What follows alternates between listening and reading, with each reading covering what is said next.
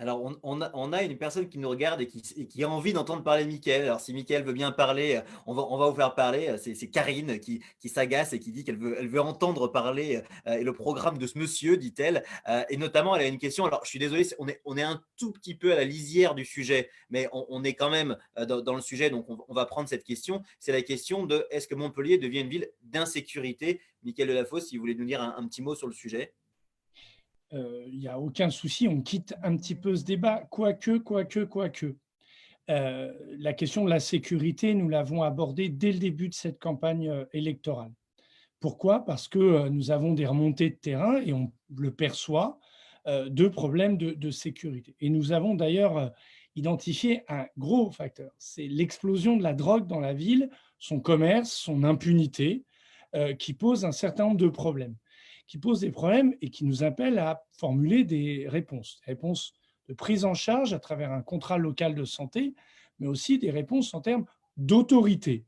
Moi, je le dis, quand des commerces sont condamnés pour deal, ils doivent avoir une fermeture administrative. De la même manière, quand les lycéens me racontent qu'ils connaissent, je suis professeur et donc beaucoup d'anciens élèves, ils me disent on connaît le nom des dealers et ils sont devant les lycées, eh bien l'autorité doit être réaffirmée. C'est pour ça que nous proposons que la police municipale soit présente devant les établissements scolaires. Et d'ailleurs, cette police municipale, qui est à 186 agents, eh bien, qu'est-ce que nous disons? Elle doit redevenir une police de proximité, connue de tous, affectée par quartier et qu'elle connaisse le quartier et qu'elle puisse dialoguer sur ces incivilités qui sont insupportables, mais aussi identifier certains des problèmes euh, de, de détresse sociale et pouvoir ensuite se coordonner avec les acteurs pour qu'ils apportent une réponse. Et puis, je vais le dire très solennellement, très solennellement, je ne sais pas si Karine suit et nous soutient pas, ou son questionnement est sincère. Moi, il y a quelque chose que je ne supporte pas dans le débat public. C'est quand on parle de problèmes de sécurité, on dit, le maire dit, c'est pas moi, c'est l'État. Non, non, non, non, non. La sécurité, c'est une coproduction de politiques publiques. Et donc, une police de proximité, compétence de la mairie, qui doit travailler avec la police nationale pour qu'un certain nombre d'espaces publics soient reconquis et que la mission de chacun soit connue. Et donc, quand on coproduit une politique publique, on est plus efficace. Et puis, nous proposons que d'accompagner la justice. Je suis un peu long, mais je sais que c'est un sujet important. Par exemple, il y a quelque chose qui est insupportable, c'est quand une sanction est prononcée par la justice, elle ne s'applique pas. Et donc, la justice nous dit, voilà, est-ce que vous ne pouvez pas nous aider? En tout cas, les magistrats que j'ai eu l'honneur de rencontrer disent, voilà, il faut que, on a besoin d'une offre accrue de travaux d'intérêt général. On a besoin d'une commission des droits et devoirs pour pouvoir parler avec les familles.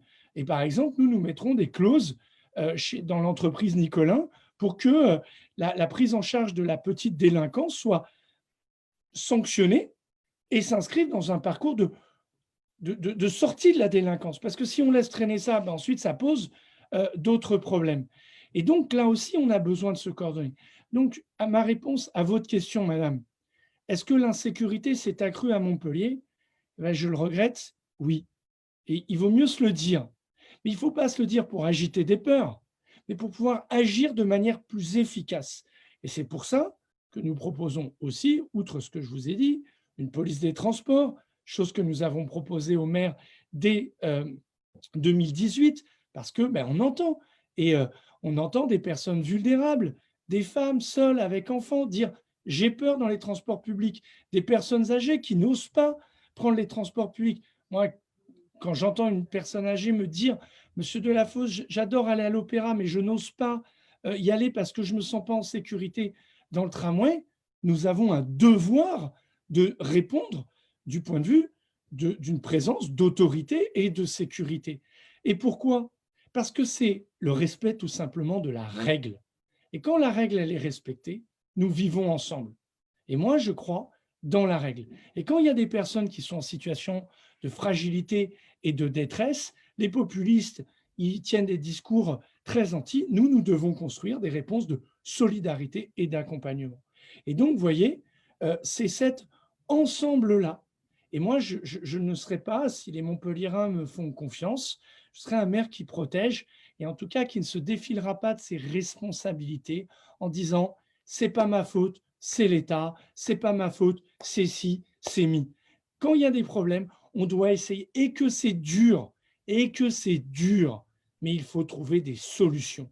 Et à Montpellier, le sujet de la sécurité n'est pas un sujet qui doit être activé par les populistes, pour lequel nous devons avoir des réponses républicaines, c'est-à-dire des réponses en termes de règles, de protection, et parce que c'est toujours les plus vulnérables qui sont victimes de l'insécurité.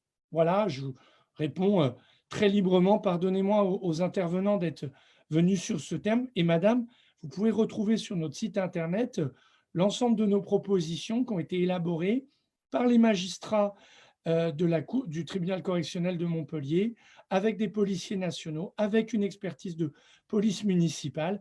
Et croyez-moi, comme homme de gauche, je n'ai absolument aucun problème à traiter ce sujet. D'ailleurs, je pense que c'est une responsabilité de la gauche d'aborder ce sujet pour ne pas la laisser, pour que jamais la détresse des victimes soit instrumentalisée par des populistes qui, eux, ne règlent, hélas, aucun problème.